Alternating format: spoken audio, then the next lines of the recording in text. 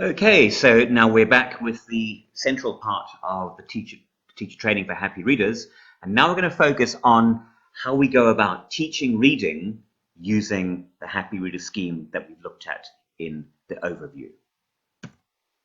So let's look at what we're going to cover. There's quite a lot of material. We're going to start by looking at the fundamentals of reading. What do we need to do in order to be able to read? Then we'll relook at Happy Readers Level 1 in the light of those reading fundamentals. We'll just recap with what the scheme is and in terms of the contents of the scheme.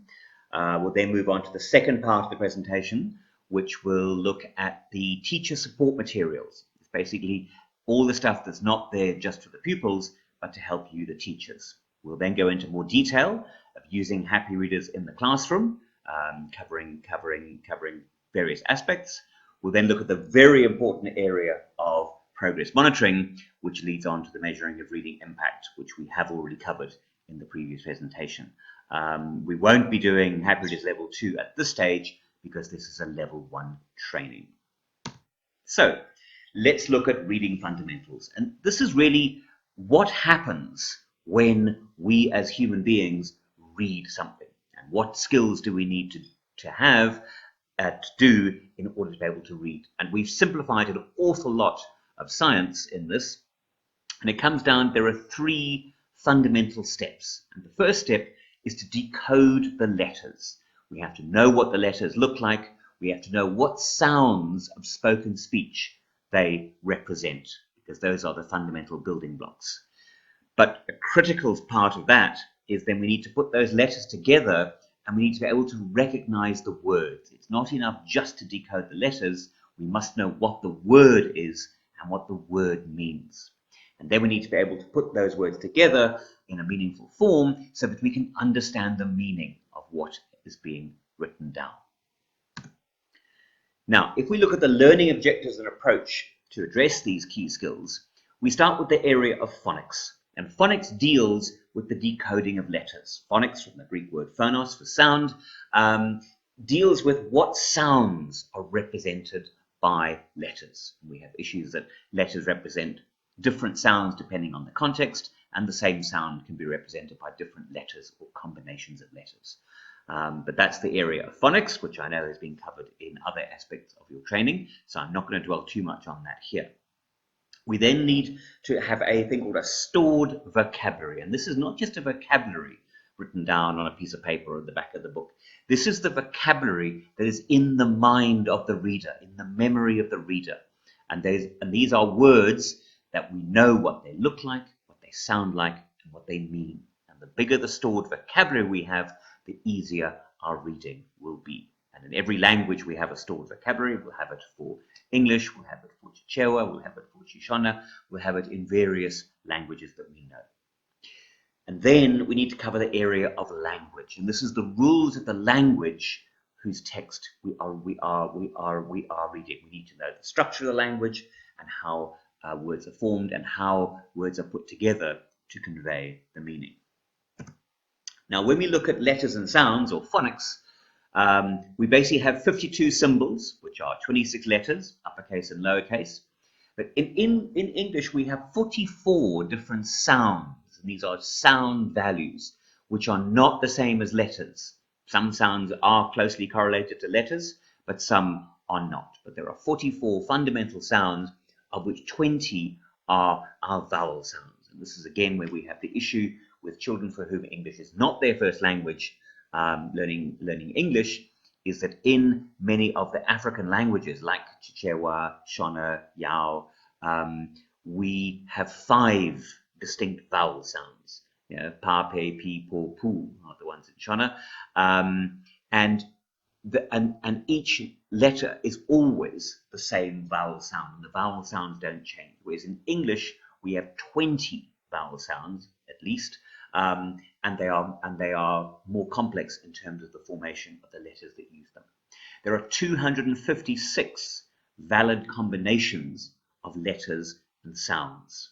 Okay, so you can see there's a lot of combinations of letters to learn. And when we look at phonics, when we have the issue of we use an unknown symbol, which is the letters, to represent a known sound to sound out a known word. And when we do this in the child's mother tongue, this is a relatively straightforward process because they know the sounds through learning from parents and at home, and they know the words, the vocabulary that they're using. In English, if we don't understand English, if the child does not know English, then you do have the challenge of having an unknown symbol representing an unknown sound to sound out an unknown word, and the child's got nothing to really hang a hook onto. And these are some of the challenges of teaching phonics, particularly for English as a second language. But we have to learn phonics. It's an absolutely critical and key skill in the area of reading. So I'm not going to cover a lot more on phonics at this stage. We do have a phonics scheme or sort of phonemic scheme, but that's subject to a different training and a different set of materials. But I know phonics forms a key part of the reading curriculum at use in schools. Now let's look at vocabulary. And we need to have a vocabulary. We need to have something called a working vocabulary. And this is the vocabulary that we can use. And how big does this vocabulary need to be? Well, in total of English words that are in general usage, it's round about 60,000 words. If you take off some of the endings, for example, jump, jumping, jumps, jumped, if we distill those down to the same base root word of jump, we get about 50,000 words. And they make up about 99% of all the words that a child will ever read and encounter. But that's a very large vocabulary to learn. If we look at the other end of the scale, there are 100 words, and they make up 50% of the words that a child will encounter in any reading of any book. And these are known as high-frequency words, used to be known as keywords. And there's 300 words that make up 60%, and then up to 750 words make up 2/3 of all the words, and then it gradually decreases. You need more and more words to increase your coverage of what you will know. But if we can focus on the learning of those early words, we build a core vocabulary that can then be built on step by step by step. Then in terms of language, what we need to know the basic parts of speech, the structure and the flow, and some of the rules of the language. And that's generally covered in our English language lessons. And this is developed throughout the curriculum, primary school and secondary school. So now let's have a relook at Happy Readers Level 1 in the light of that framework. Okay? So looking at our simple reading steps, we say every level has 9 books, and each book has 4 stages. And every child should complete each of the 4 stages in each book before they move on to the next book. So in Level 1, what we're trying to develop here is letter recognition. We're looking at building the basic vocabulary, looking at developing comprehension and fluency, because we want to develop that even at this stage. And again, I haven't mentioned phonics specifically there. That's covered in a separate section of the phonemic materials. So in Level 1, we have 4 stages. These are the 4 stages referred to above. And stage 1 is reading with the pictures. Then when a child is able to do that, they then read without pictures. They need to recognize the new words in terms of building up that vocabulary. And then we need to check for comprehension to make sure they're understanding what they're reading at every step of the way. And the key thing we say is the more we can make it fun, the more the kids will enjoy it, the more the teacher will enjoy it, and the more the learners will learn. So look inside, and this, if you've got books passing around that you're having a look at, you can see that every book basically follows the same pattern that we saw earlier from the overview. And what we have the picture on one side that clearly illustrates the text on the other side.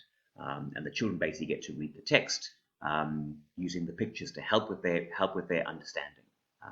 And the stories get gradually longer. There's more vocabulary, more language use as the child progresses from book to book in sequence. And this is why it's so important.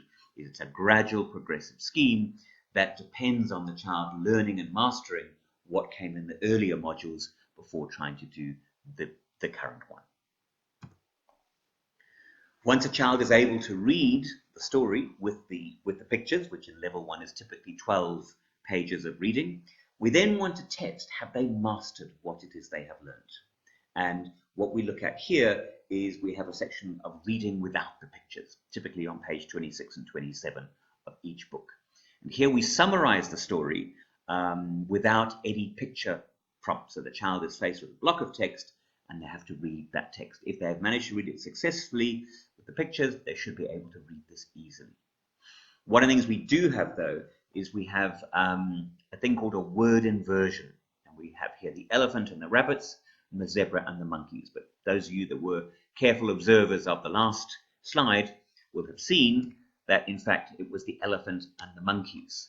Now, is that an error? No, that's there to pick up whether children are reading what's on the page in front of them or whether they have memorized the story. Because children have very, very good memories, but we want to make sure that they are not just memorizing, but they are reading what is in front of them. Because otherwise they're not reading, they're simply reciting. Then we go on to two separate sections, which is the new word list. And every book introduces a small number of new words and then reuses words from the earlier books. And what we say is that in completing a book, each child must have complete mastery and complete memory of the vocabulary that's been used in this particular book, because we want to build on that and build on that and build on that. And if we haven't built the foundations, we cannot add more and more words to it. And there are various supporting activities, exercises, and games that help children to learn these words. Because remember, we are not just learning to read, they are also learning English as a language. And the key thing in learning a language is building vocabulary. Okay? Then we have 5 simple comprehension questions, which are generally asked verbally at this stage. In later levels, we get to written answers. But at this stage, we just want to say, can you tell me and can you answer these basic questions so that they have understood the story that they have just read. Then we have supporting posters. These are shown in SHONA and NDEBELE, and the ones you have are English only. We don't have the dictionary yet, English only, although that is coming out. But basically, the ABC posters help children to recognize the letters, learn the letters and the basic vocabulary and the pictures. So, if we now distill back, look at our framework and see how does Happy Readers Level 1 serve those particular frameworks. In terms of letters and sounds of phonemes, well, the ABC and the decoding of the stories cover 42 of the 44 phonemes of English language. So again, it's a very rich, very concentrated vocabulary that covers pretty much all of the phonemes and sound values that they will use. And for those of you interested, the pattern of usage and the frequency of usage of those phonemes pretty closely matches the actual usage in the English language. So they will get all the practice of coming across the known phonemes through reading these particular books. Now, if we look in terms of vocabulary, we looked at the bottom end of the scale, and we're trying to build this core vocabulary. Now, in these Happy Readers Level 1 books, the 9 books, there are 184 new words used in total. And of those 184, 155 are new English language words, forming the core words, the high frequency words, the key words, whatever you want to call it. So again, what we're building is a very rich, very concentrated vocabulary that will serve as a foundation for when they move on to further levels of reading. At this stage, language, we don't cover a lot of explicit language, but they are learning to understand it, understanding the cadence, the flow of each language, and we're using the comprehension questions to make sure they understand what is being, what they have just read. Okay, we use this concept of a literacy ladder with Happy Readers. Just to summarize, it's a step-by-step program. Each level has 9 books. Each book has 4 stages, and this will come through again and again in the training. This is the key aspect to learn about using the scheme. Each level has 9 books, each book has 4 stages, and each child must master the 4 stages of each book before going on to the next one.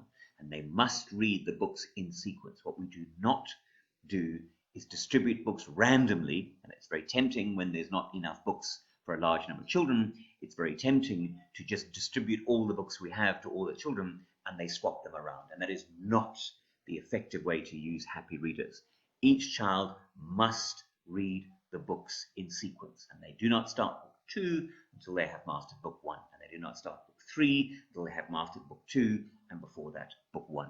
That is the essential thing to remember. If you just follow those rules, you'll be able to use the scheme effectively. If you deviate from those rules, then the scheme will not be nearly as effective. And I think we've seen from the results, this is a very effective scheme, but it does need to be used in the correct manner. And you as the teacher are there to guide them through all those stages, teach them each of the aspects of it, and then to track the progress. And this tracking of the progress is a vital part of managing the Happy Reader scheme. And there'll be extensive coverage of this towards the end of this learning session. Okay, so let's just recap. Happy Readers is a level reading scheme. What do we cover? All right, in level 1, so we're doing alphabet and sounds, we're doing concepts of print and words, initial reading, building the core vocabulary, and the base comprehension. And the materials you have are 9 pupils' reading books, right? And we have 12 copies per box of each book, and then the teacher support materials, which we'll be covering more in this session. That's level 1. Next year, we'll be looking to move on to level 2, which has a slightly different curriculum approach to level 1, as we're building more and more vocabulary, more and more reading. And then once they have mastered level 2, we then move on to level 3 in the year after that, which will then deepen the reading ability. So what we've covered in level 1 is part of a larger scheme. Okay, so looking at the overall scheme, we see here we have the pre-reading kit at the top there, which again will be subject to separate training. We then look at level 1, level 2, and level 3. We do also have numeracy books, but they're not part of this particular training. And just so you have an idea of what level 2 will look like, this is where we're going to in level 2. Again, same idea with pictures, but we have a lot more text. We move on to paragraphs, move on to past tense, but we're gradually building it step by step by step. So that brings us to the end of part 1. Let's pause the video here and let's review what we've discussed here, and you're free to ask any questions that you would like to do so. Thank you.